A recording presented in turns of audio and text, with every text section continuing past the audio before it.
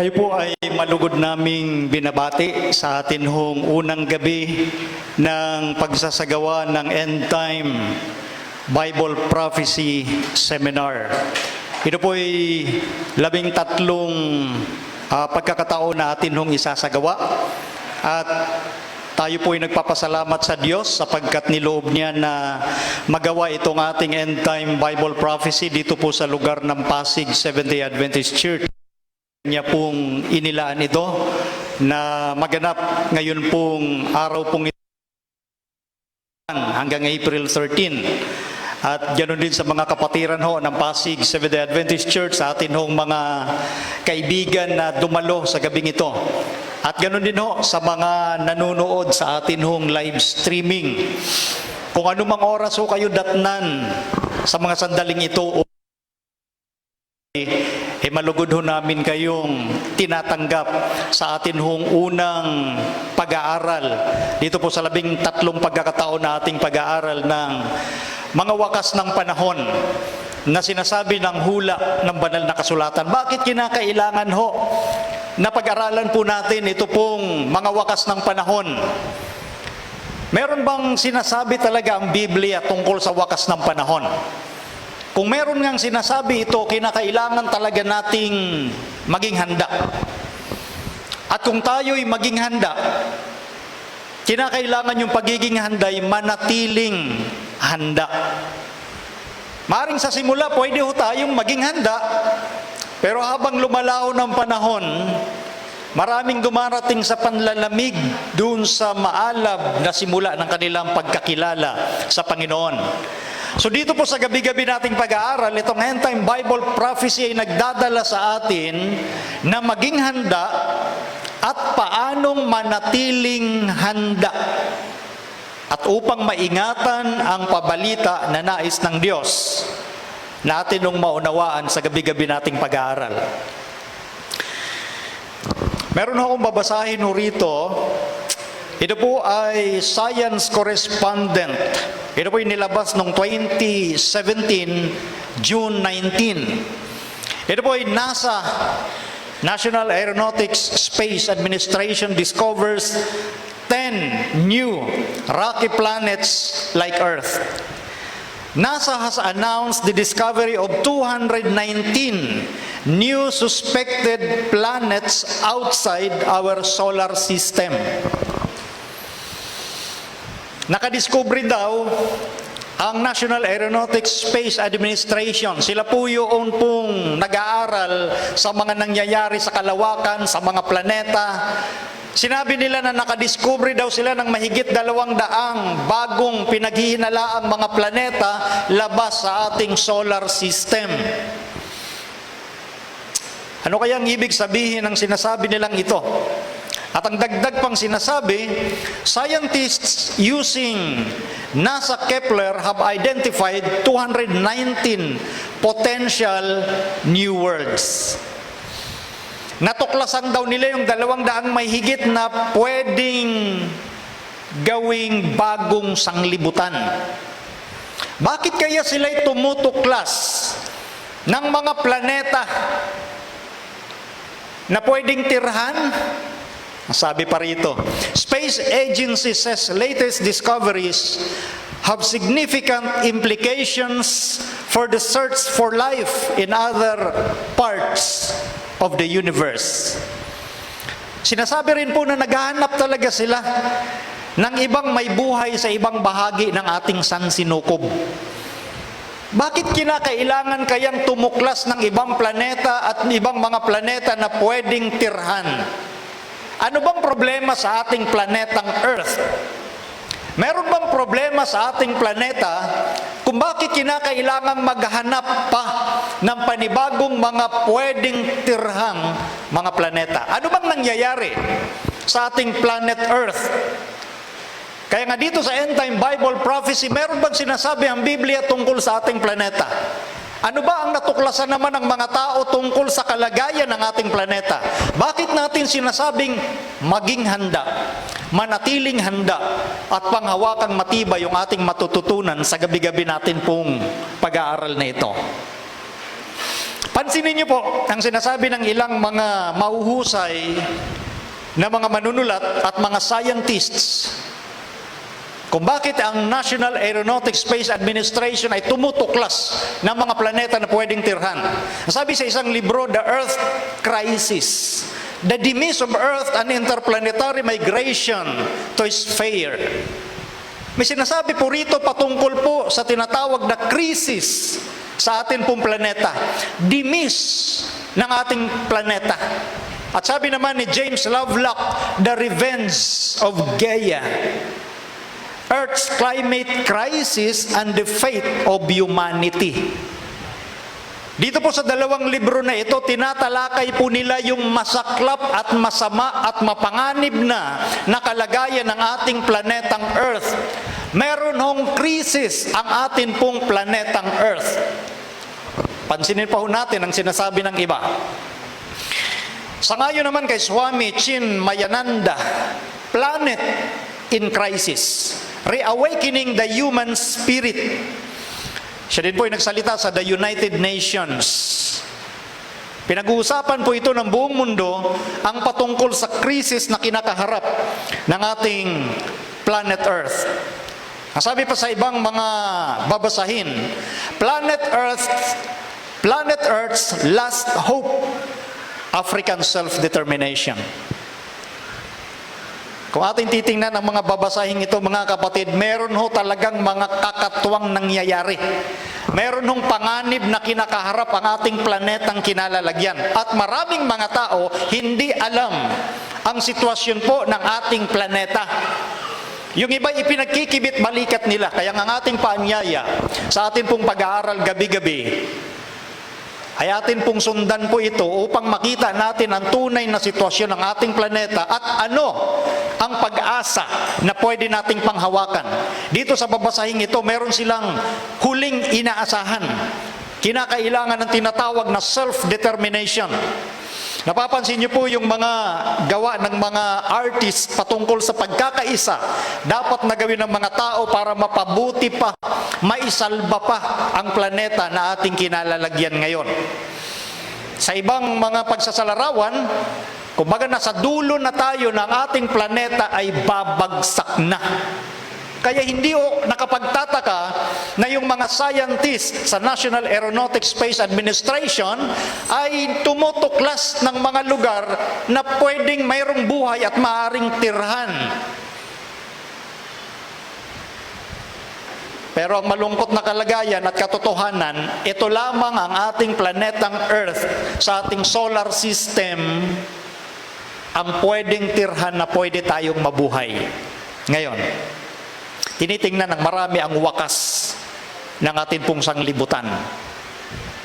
Meron bang sinasabi ang Biblia tungkol sa wakas ng ating sanglibutan?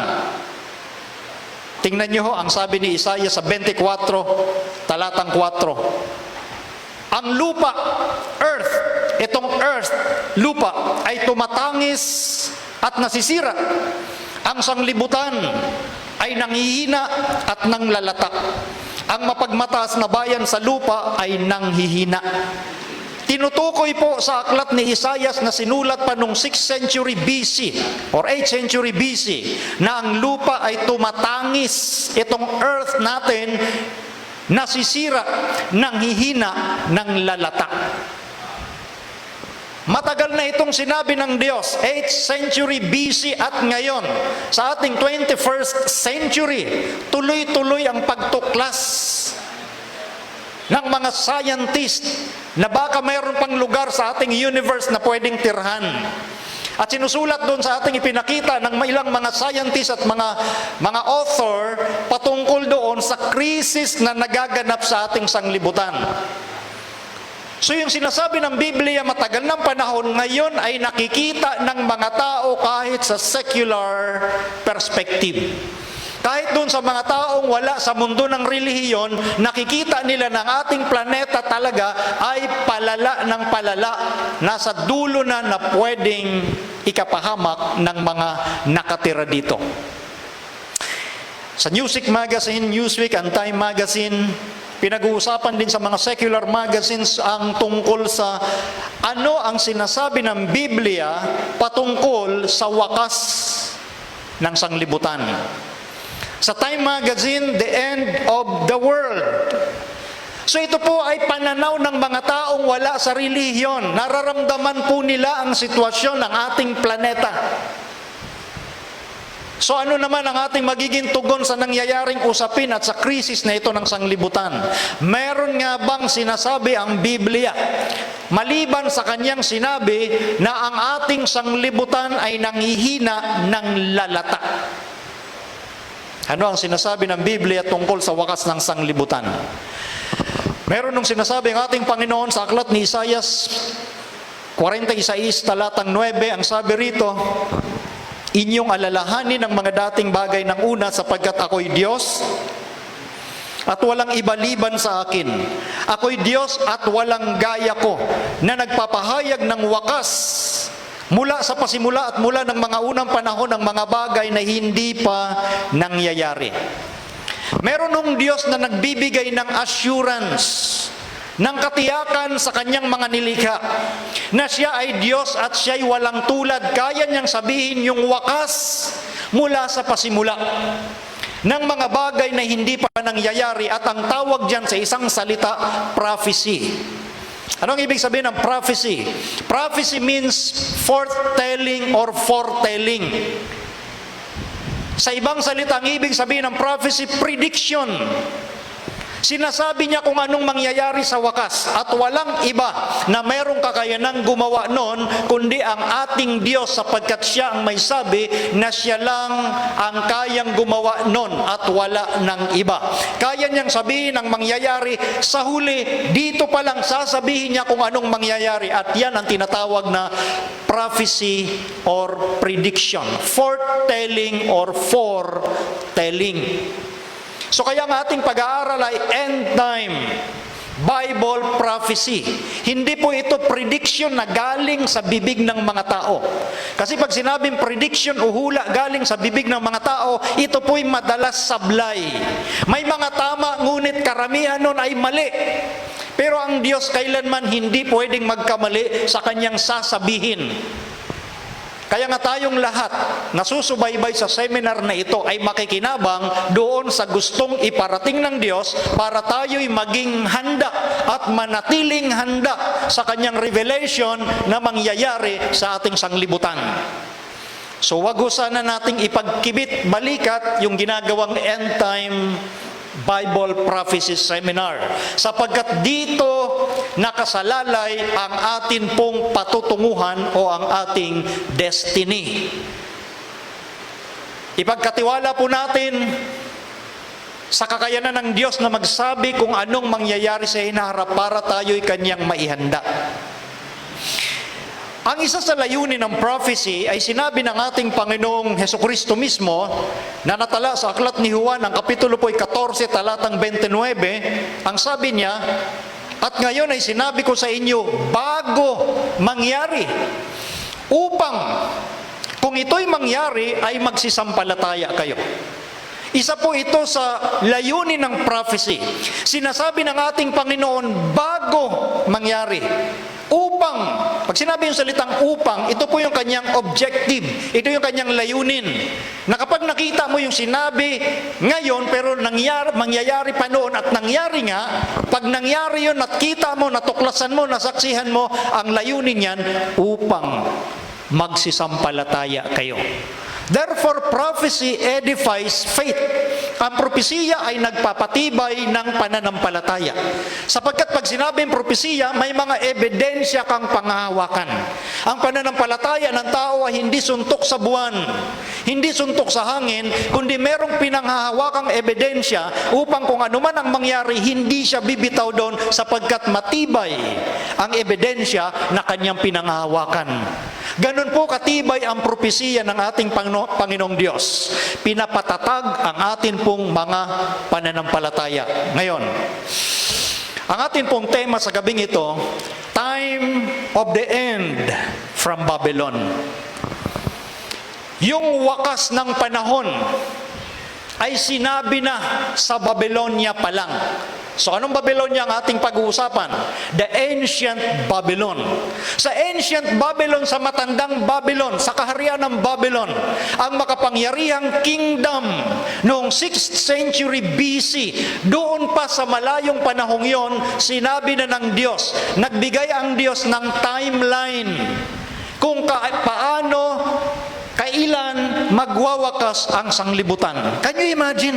Tayo po'y nabubuhay ngayon 21st century AD.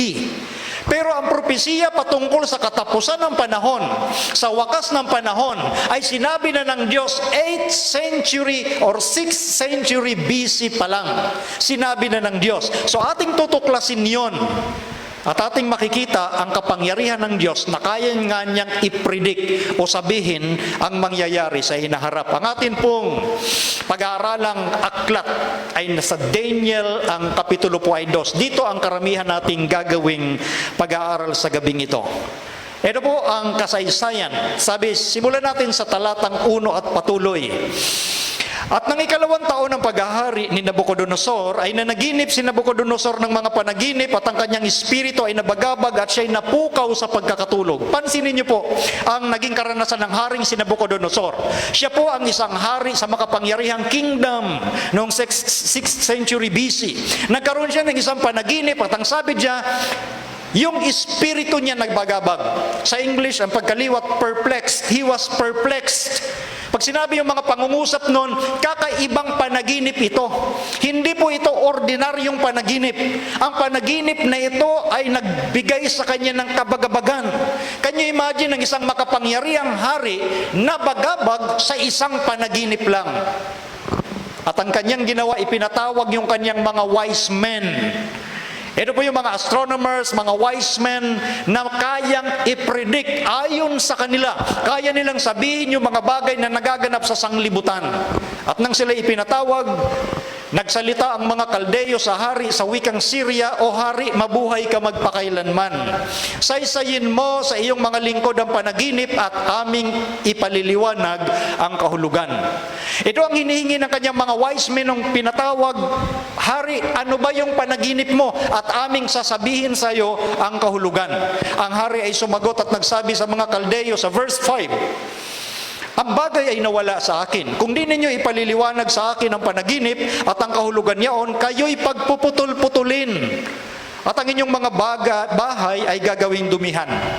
Napansin niyo po ang mabigat agad na bitaw ng hari.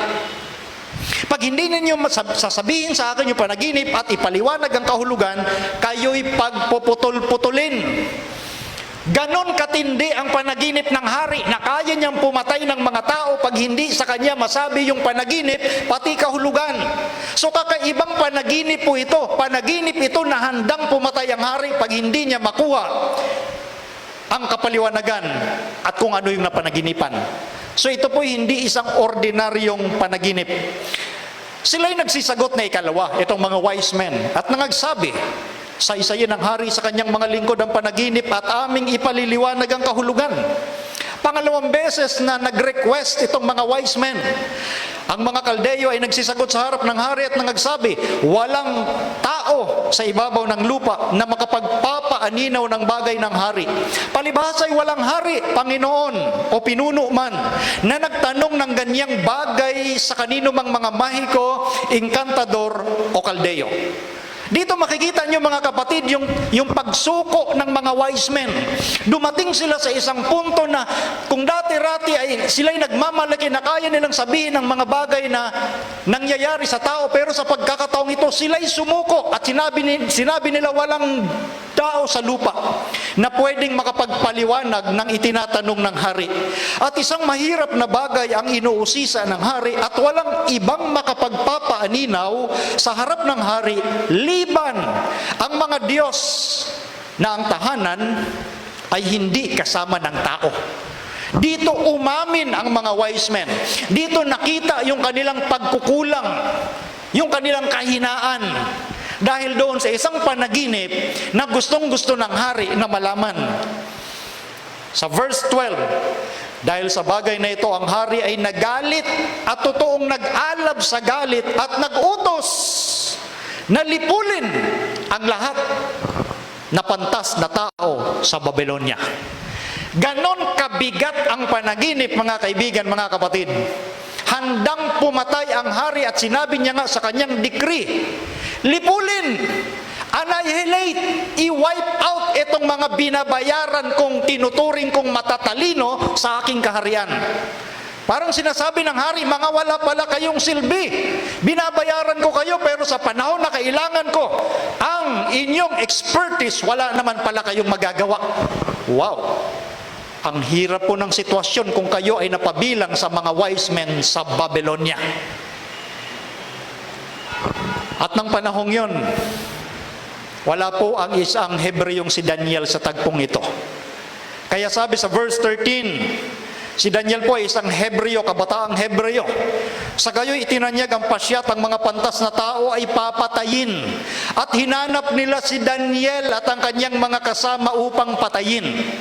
Dahil doon sa tagpo na ipinatawag lahat ng wise men at si Daniel kasama ng ibang mga Hebreyong kabataan, mga wise men din, pero wala sila sa tagpong yon.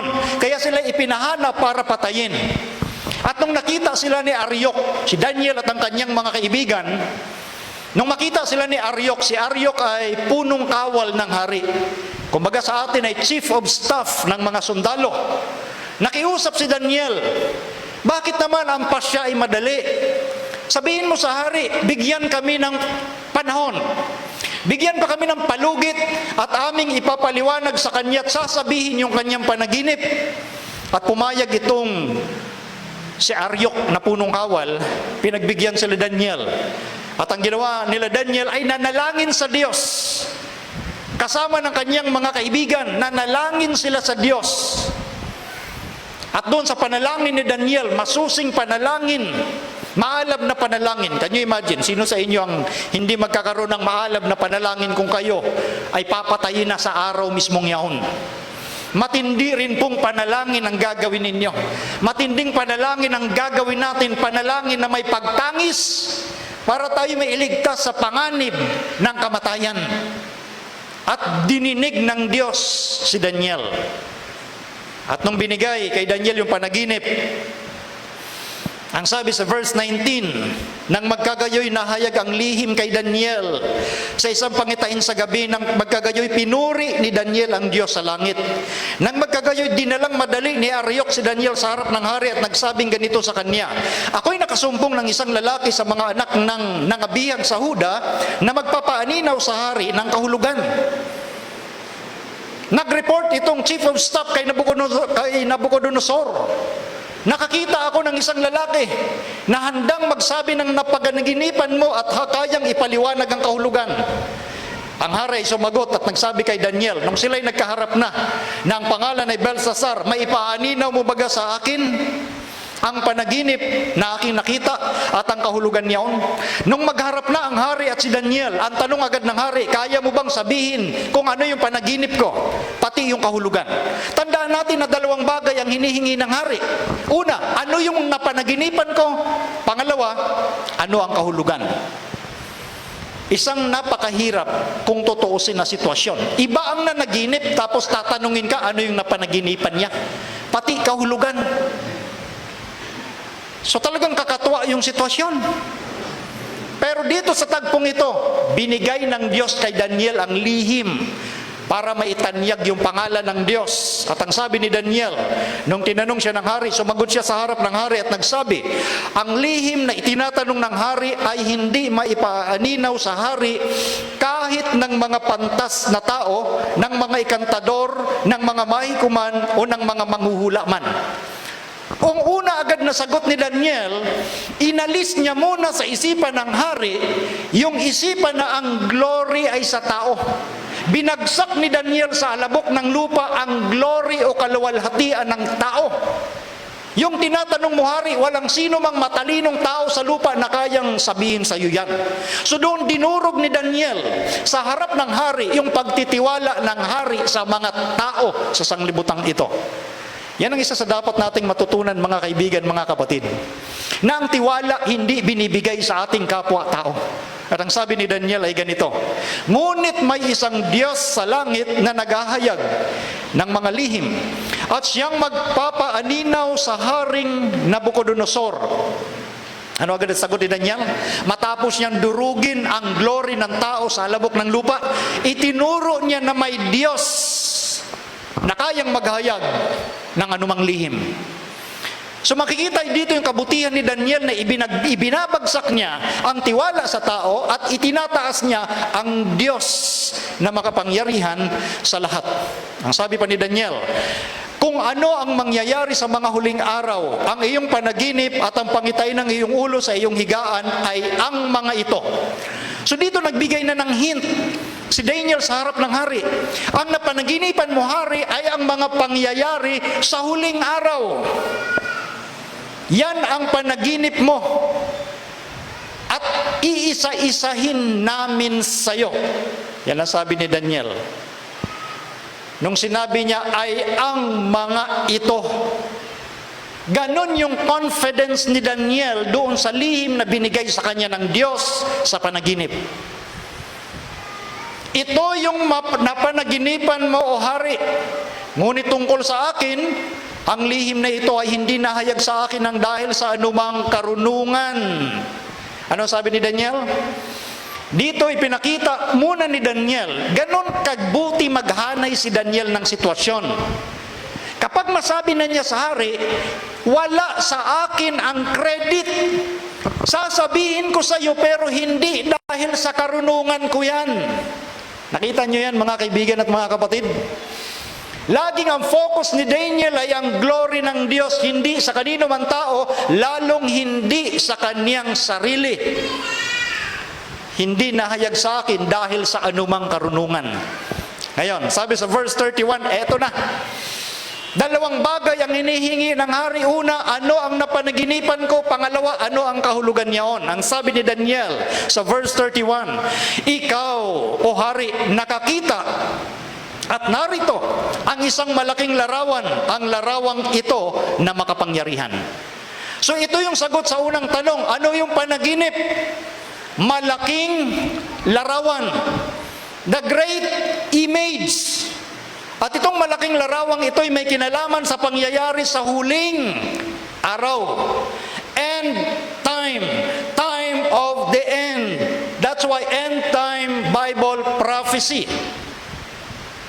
Ang Diyos ang kayang magsabi ng mangyayari sa huling araw. At ang malaking larawang ito, ang kanyang kakinangan ay mainam, ay tumayo sa harap mo at ang anyo niya ay kakilak-kilabot. Verse 32, tungkol sa larawang ito, ang kanyang ulo ay dalisay na ginto. Ang kanyang dibdib at ang kanyang mga bisig ay pilak. Ang kanyang tiyan at ang kanyang mga hita ay tanso. Ang kanyang mga binti ay bakal. Ang kanyang mga paa ay isang bahagi ay bakal at ang isang bahagi ay putik na luto. Iyong tinitingnan hanggang sa may natibag na isang bato, hindi ng mga kamay na tumama sa larawan sa kanyang mga paang bakal at putik na luto at mga yaoy binasag. Na magkagayoy ang bakal, ang putik na luto, ang tanso, ang pilak at ang ginto ay nagkaputol-putol na magkakasama at naging parang dayami sa mga giikan sa tag-araw. At tinangay ng hangin na walang dakong kasumpungan sa mga yaon. At ang bato na tumama sa larawan ay naging malaking bundok at pinuno ang buong lupa. So ngayon, sinabi ni Daniel, ito yung panaginip. Isang malaking larawan, ang ulo ginto, ang dibdib at bisig ay pilak, ang tiyan at hita ay tanso, ang binti ay bakal, ang paa, yung dulong bahagi, pinagsamang bakal at putik na luto. Yun yung 5 elemento sa great image. Gold, silver, bronze, iron, and iron mixed with clay. And then the 6th element, may isang bato na tibag mula sa mga bundok, hindi ng mga kamay. Pag sinabi ng isang Hudyo sa kanyang perspective yung salitang hindi ng mga kamay, it is by supernatural means. Yung batong yun ay hindi galing sa kakayanan ng tao, kundi galing sa isang supernatural na tibag buhat sa bundok. At ang batong yun tumama saan? Sa ulo, sa dibdib, sa tiyan? No. Sa paa, sa dulong bahagi ng malaking larawan. At nadurog ang malaking larawan at yung bato na tumama naging malaking bundok. Pinuno ang buong lupa. At ang sabi ni Daniel, ito ang panaginip at aming sasaysayin ang ikalawa mong tinatanong, ang kahulugan niyaon. Ano sabi ni Daniel? Ito ang panaginip. Hindi sinabi ni Daniel, Hari, tama ba ako? Hari, yun ba yung panaginip? Baka yun yung panaginip kaya? Hindi ba ganon? Sigurado ka, Hari? No! Walang pag-aalinlangan si Daniel. Ito ang panaginip. Dahil yun ang kanyang pagsampalataya nung pinakita sa kanya ng Diyos. Walang pagsala. Yan ang panaginip. Ang isang tunay na lingkod ng Diyos ay hindi nag-aalinlangan sa revelation ng Diyos. Hindi siya nagdududa. Sinasabi niya ng may katapangan na ito ang sinabi ng Diyos. Hindi pwedeng sabihin ng isang lingkod ng Diyos na sana tama ako, yan ba? O madalas ang tanong, tama ba ako? Hindi ka dapat magsabi ng isang bagay kung hindi ka sigurado. At ganyan si Daniel, dahil ganon kalaki ang pagsampalataya niya sa Diyos. So ang aral na dapat matutunan ng mga lingkod ng Diyos, sigurado ka sa sasabihin mo, lalo kung ito'y galing sa Diyos. Ngayon, yung pangalawang tinatanong ng hari, eto na yung kahulugan. Aming sasaysayin the interpretation of that dream. In verse 38, ang sabi ni Daniel, ikaw ang ulo na ginto. Nakaharap siya mismo sa Haring Nabucodonosor na handang magpapatay ng sinumang tao at tinukoy na Daniel, ikaw ang kumakatawan sa ulo na ginto. Marahil, kung i-imagine natin yung tagpo, para sigurong pumapalakpak yung tenga ng hari, ano? Kasi siya pala yung sinisimboluhan ng pinaka-importanting element doon sa great image.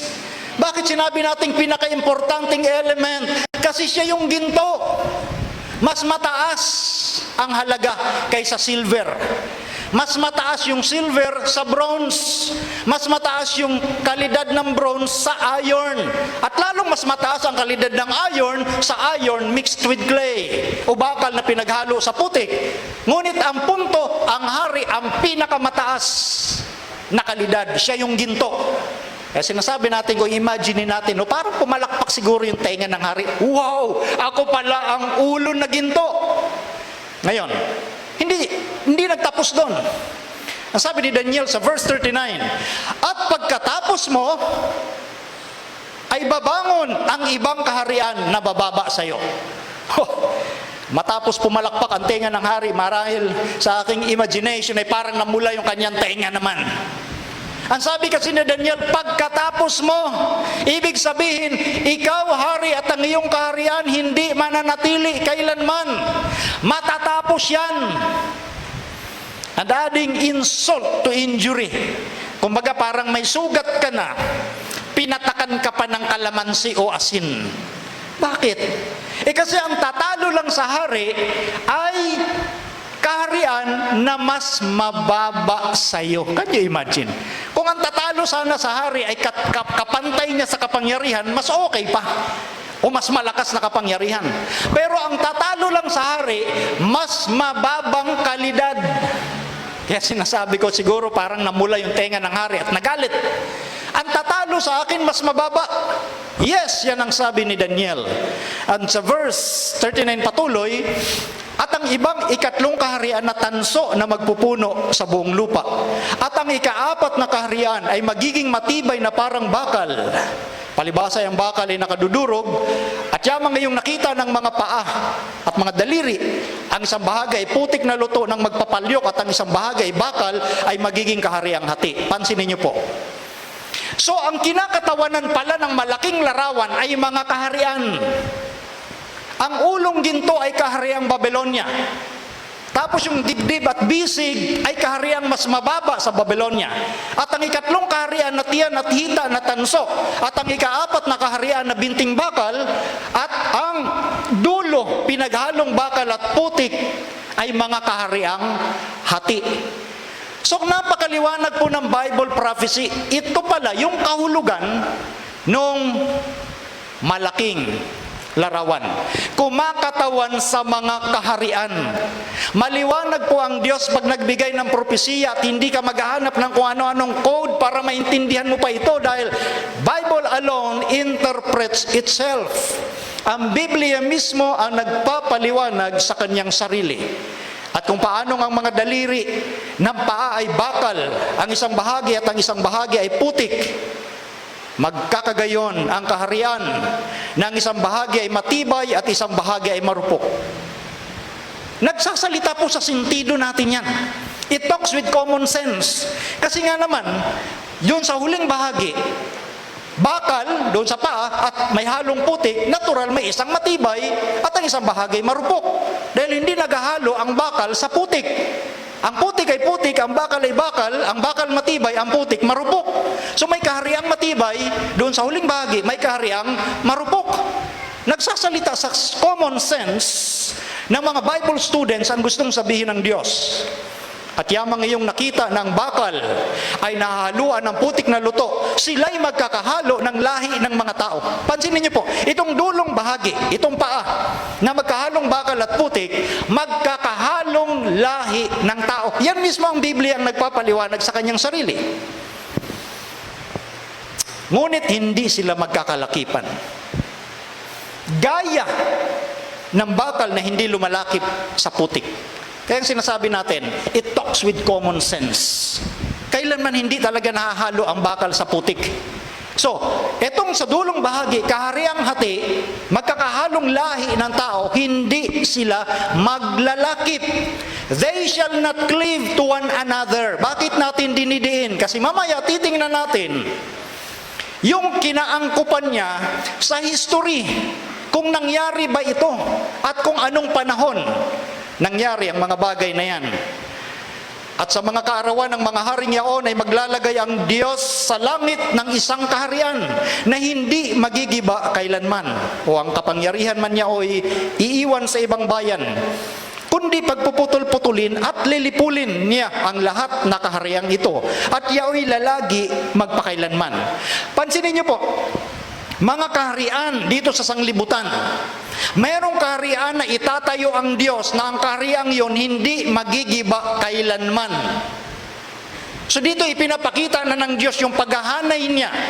Kung ano ang kahariang itinatayo ng tao, kahariang marupok sapagkat itinayo ng tao, pero may kaharian ng Diyos na itatayo niya na hindi magigiba kailanman.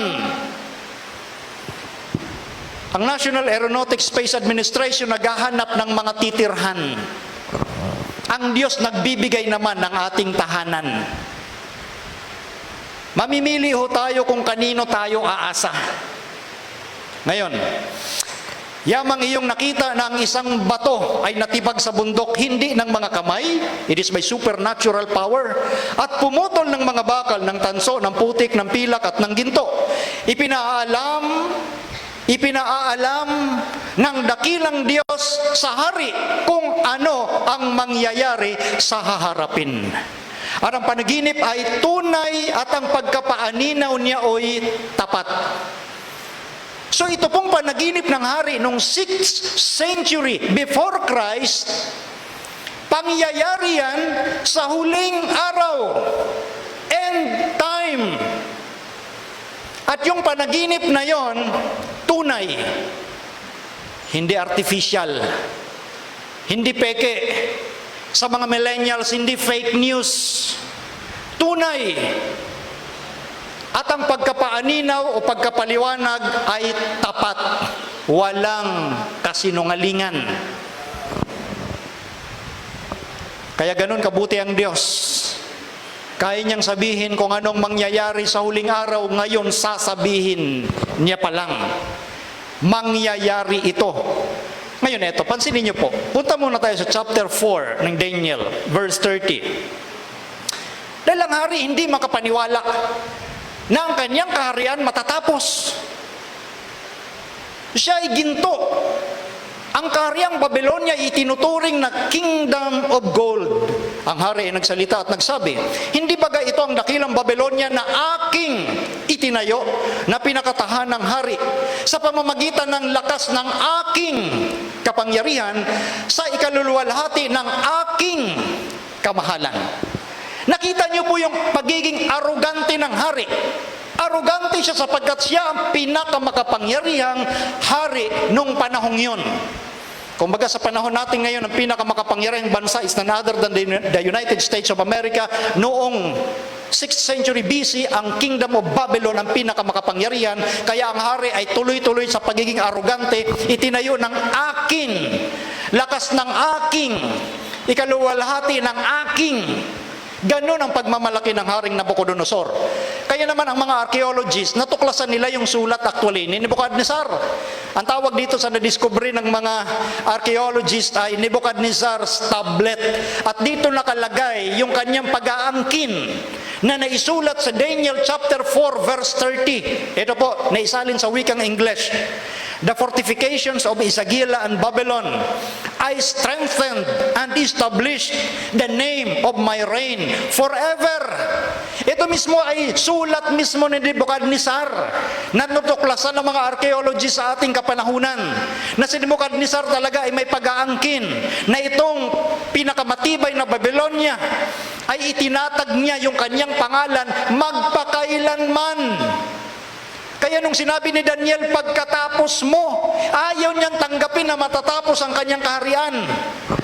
Lalo na kung ang tatalo lamang sa kanya ay mas inferior o mas mababa. Kaya ganon katindi ang pagmamalaki ng Haring Nebuchadnezzar. Pansinin niyo po yung dating mapa ng kaharian ng Babylon. Ganito kalawak ang kingdom ng Babylon. 10 miles or 16 kilometers around, pakwadrado yan. Kumpara sa kingdom ng Roma na 6 miles lang, o sa kingdom ng Athens, Greece na 4 miles lang. Ang Babylonia ang pinakamalaki. 16 kilometers around, ganun kalawak yung kanyang kingdom.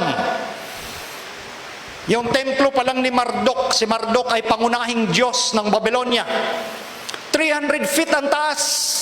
Nasa 30-story building yung taas ng templo lamang ng kanilang Diyos-Diyosan. Ang loob nun ay purong ginto. Naglalaman ng 18 tons of gold in the altar and throne alone. Diyos-Diyosan pa lang yan ng Babylonia, purong ginto na. Ganon katindi ang kingdom ng Babylon, the kingdom of gold. Yung kanyang mga pader ay matitibay at may mga bakal sa kanyang mga pintuan daan. Meron din silang supply na mga pagkain. 20 years man nagyera yan, hindi sila magugutom. Ganon katindi ang Babylonia. Pero ang sabi ng Diyos, matatapos siya. At ang tatalo sa kanya, mas mababa sa kanya. Tingnan natin yung naging takbo ng kasaysayan. Ang kingdom ng Babylon, kaya maunlad, diyan dumadalo yung Euphrates River. Kaya maunlad yung kanyang ekonomiya. Pero ang sabi ng Diyos, sa Isaiah 45:1, ganito ang sabi ng Panginoon sa kanyang pinahiran ng langis kay Siru, na ang kanyang kanang kamay ay aking hinawakan upang magpasuko ng mga bansa sa harap niya at aking kakalagan ng mga balakang ng mga hari upang magbukas ng mga pintuan sa unahan niya at ang mga pintuang bayan ay hindi masasarhan. Napansin niyo po yung pangalang Siru. Isinulat ni Isaias, pero hindi pa dyan ipinanganak si Siru. 150 years before Cyrus was born, sinulat na yung kanyang pangalan sa Biblia. At ganyan ang kagandahan ng propesiya. 150 years before King Cyrus was born, King Cyrus of Persia. Si Siru ang ginamit ng Diyos para talunin ang kingdom ng Babylon. Noong October 13, 539 BC, winakasan ng hari na si Siru, kasama ng uncle niya na si Dario ng Media, pinagsamang Medo-Persia Empire, tinalo nila ang kingdom ng Babylon noong October 13, 539 BC. Ano ang tumalo sa makapangyarihang kaharian noon? Isang mababang kaharian. Yun ang kumakatawan sa dibdib at bisig na pilak or silver. Mas mataas yung gold pero tinalo siya ng mas mababang kalidad na element. At yan mismo ang sinabi ni Daniel sa harap ng hari, pagkatapos mo ay babangon ng ibang kaharian na mas mababa sa iyo. Kung paanong mababa ang silver sa gold, ganun mismo ang nangyari sa kasaysayan. Ang Babylonia, mga kapatid, sa ating panahon ngayon, makikita nyo ang mapa, 54 miles south of Baghdad, Iraq, the capital of Iraq. So ang Babylonia ay nakalocate sa Iraq. Tinalo noong 539 BC ni King Cyrus ng Persia. Siya yung dibdib at bisig na pilak. Ngunit itong ikalawang kaharian, sabi ni Daniel, babangon pa ang ibang kaharian. Tinalo din ang Medo-Persia noong 331 BC. Ano ang tumalo sa kanya? None other than Kingdom of Greece sa pangunguna ni Alexander the Great noong 331 BC. Si Alexander the Great at ang kingdom ng Gresya ang kinakatawanan ng tiyan at hita na tansok or bronze. Pero noong 168 BC, tinalo din ang kingdom ng Greece. Sabi sa History of Rome, on June 22, 168 BC, at the Battle of Pydna perished the empire of Alexander the Great 144 years after his death. So ano ang tumalo sa kingdom ni Alexander the Great? Is none other than Rome. Roma, ang ikaapat na kaharian na sinabi ni Daniel na binting bakal. Dahil ang kingdom ng Rome ay itinuturing na kingdom of iron. Kaharian na bakal. So kumakatawan ang binti or legs of iron sa kingdom ng Roma. So yung head of gold, Babylon, itong dibdib at bisig, Medo-Persia, tiyan at hita, Gresya, ang Roma, ang binting bakal. May tumalo ba sa Roma? Wala. Ang Roma ay nagkawatak-watak noong 476 AD. Sila po ay nagkawatak-watak. Ang kingdom ng Roma ay naghari sa panahon ni Kristo. Ang bumihag sa Israel at ang kaharian ng Roma ang may kapahintulutan upang patayin ang ating Panginoong Jesucristo. Ang Roma ay nagkawatak-watak. Pagkatapos ng binting bakal, pagdating sa paa, sila na yung paang bakal na may halong putik. At ang sabi ng Biblia, sila po yung magkakahalong at hating kaharian. The feet of iron and clay noong 476 AD. So walang tumalo sa Roma. Ang Roma ay nagkawatak-watak. Ang Roma ay nagkahati-hati. At ito po yung mapa noon ng Roma. Simula noong 351 AD up to 476 AD, diyan nagsimula yung pagkahati-hati ng solid na Roma. Yan po yung Anglo-Saxons, nandyan yung Franks, Alemanni, Lombards, Ostrogoths, Burgundis, Suebi, Visigoths, Heruli. Ano ang mga modern counterpart names sa panahon natin ng mga barbaric tribes na yan? Ito po. Ang Alemanni, sila po sa kasalukuyan yung tinatawag na Germany. Ang Burgundians, sila po sa kasalukuyan yung Switzerland. Ang Franks, sila po yung France. Ang Lombards, sila yung Italy. Ang Saxons o Anglo-Saxons, sila yung Great Britain or English. Ang Suebi, sila po yung Portugal. Ang Visigoths, sila yung Spain. Ang Heruli, Ostrogoths at Vandals, extinct. Yung tatlo ang extinct, meaning sila po'y naglaho. Wala silang modern counterpart names. Bakit naglaho ang tatlo? Pag-aaralan natin yan sa mga susunod na gabi nating seminar. Bakit naglaho ang tatlo sa 10 kaharian na pagkahati-hati ng Roma. So ang paang bakal at putik na luto ay magkakahati-hating kaharian ng Roma. The divided Rome, o sa panahon natin ang tawag, the divided Europe. So from Babylon, head of gold, Medo-Persia, chest of, and arms of silver, Greece, thighs of bronze, Rome, legs of iron, and the divided Rome or Europe. Sila po yung paang bakal na may kahalong putik. Sumubok noon sila Charlemagne, si Charles V, si Napoleon Bonaparte na pag-isahin ang Europe para magkaroon uli ng isang solid empire or kingdom. Ang sabi nga ni Napoleon Bonaparte, there will be one Europe, there will be one currency, there will be one language, there will be one government over all Europe. Pangarap nila yan, pero nabigo si Napoleon Bonaparte. Si Hitler nagplano rin, pag-isahin niya sa pamamagitan ng Germany, pag-isahin niya yung Europe, one people, one empire, one leader. Nabigo rin si Hitler. Sumubok ang mga hari noon na pag-asa-asawahin yung mga anak-anak nila. At yung mga family tree nila ay makikita sa British Museum. Yan ang pagtatangka nila pag-asawain yung mga anak-anak ng mga hari para magkaroon uli ng solid empire. Ang Rome or Europe, nabigo rin sila. Lahat ng mga leader na ito sa Europe ay nabigo na magkaroon uli ng solid empire. Ang Europe, sila Charlemagne, nabigo, Charles V, nabigo, Louis XIV, nabigo, Napoleon, Wilhelm Kaiser, si Hitler, nabigo silang lahat. Bakit po nabigo silang lahat? Kasi ang sabi ng Biblia, sila'y magkakahalong lahi ng tao, ngunit hindi sila maglalakip.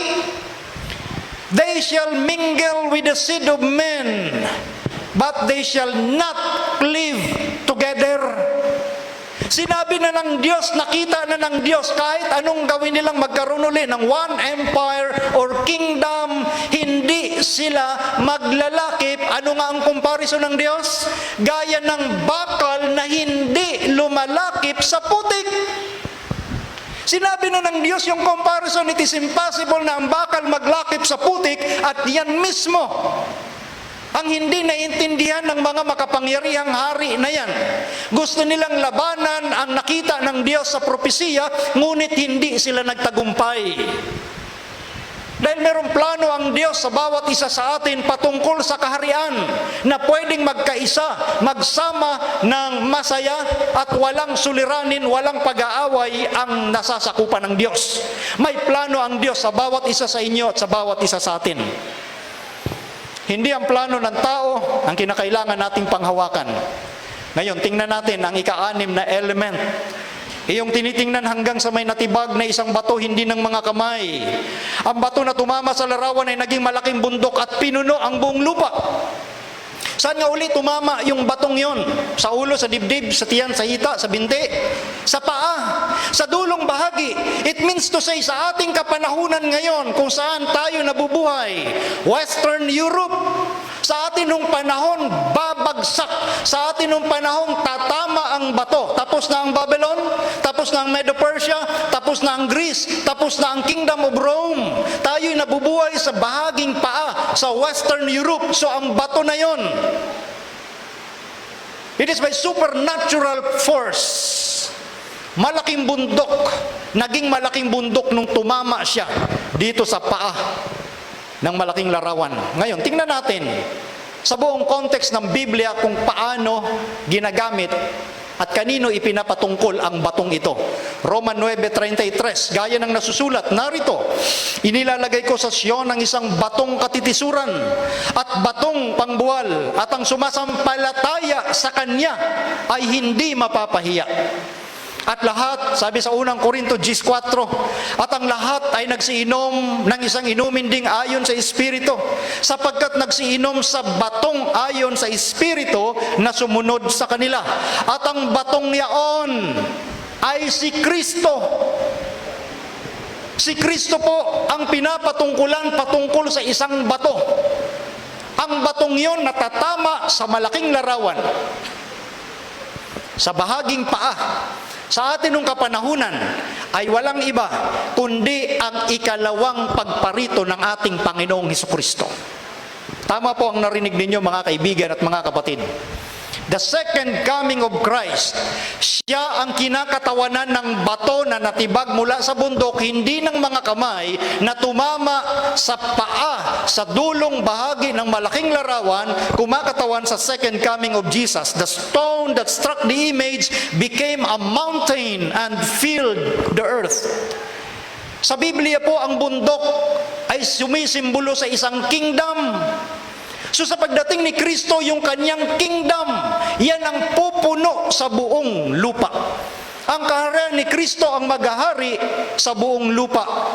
At yan ay sinasabi rin sa huling aklat ng Biblia, Apokalipsis 11:15.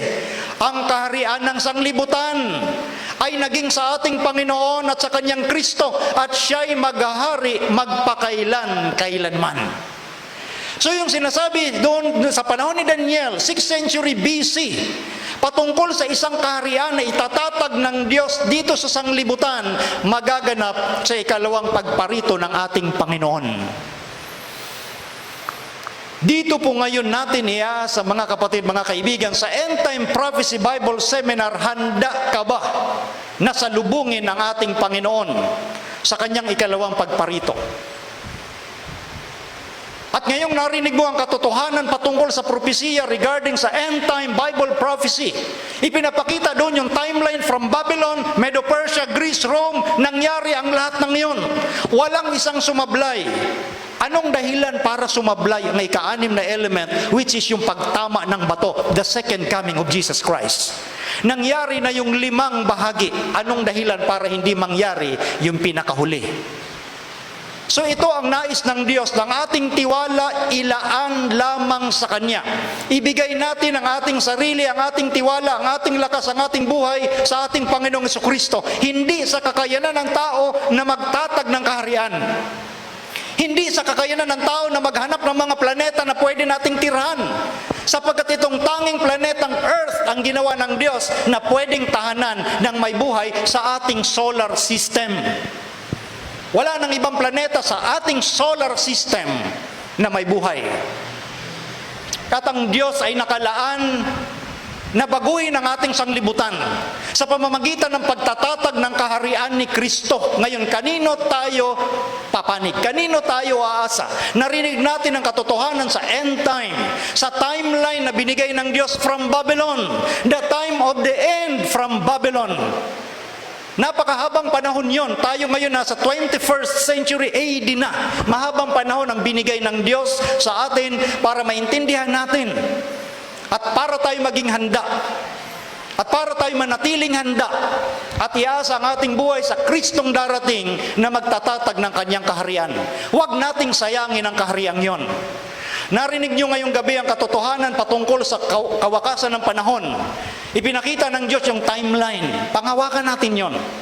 Yung katotohanan ito ay masasayang lamang kung hindi natin panghawakan, panindiganan, at isabuhay yung gusto ng Diyos na buhay na gusto niyang makita habang naghihintay sa kanyang ikalawang pagdating.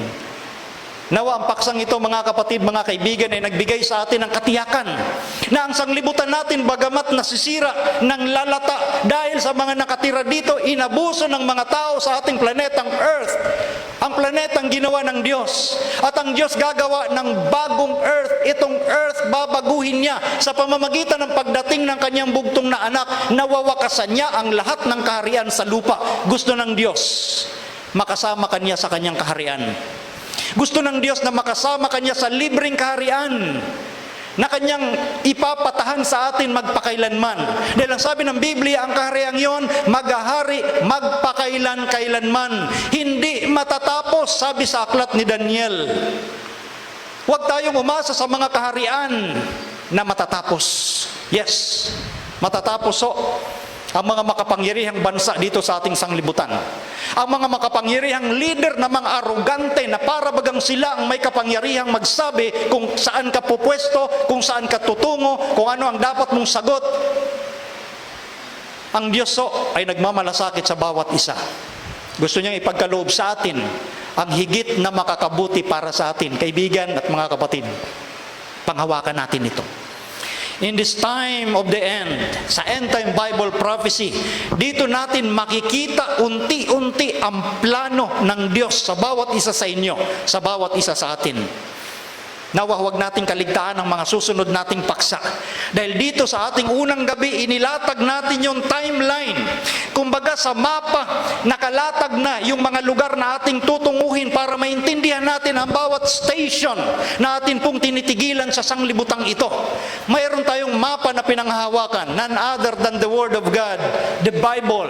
At ang pag-aaral natin, the End Time Bible Prophecy. Ang Diyos ang magsasabi kung anong gagawin mo. Ang Diyos ang magsasabi kung ano ang nais niya na para sa ikabubuti mo. Panghawakan lamang natin, manindigan tayo sa katotohanan at mabuhay tayo sa kapayapaan. Pagpalain tayo ng Diyos sa gabing ito.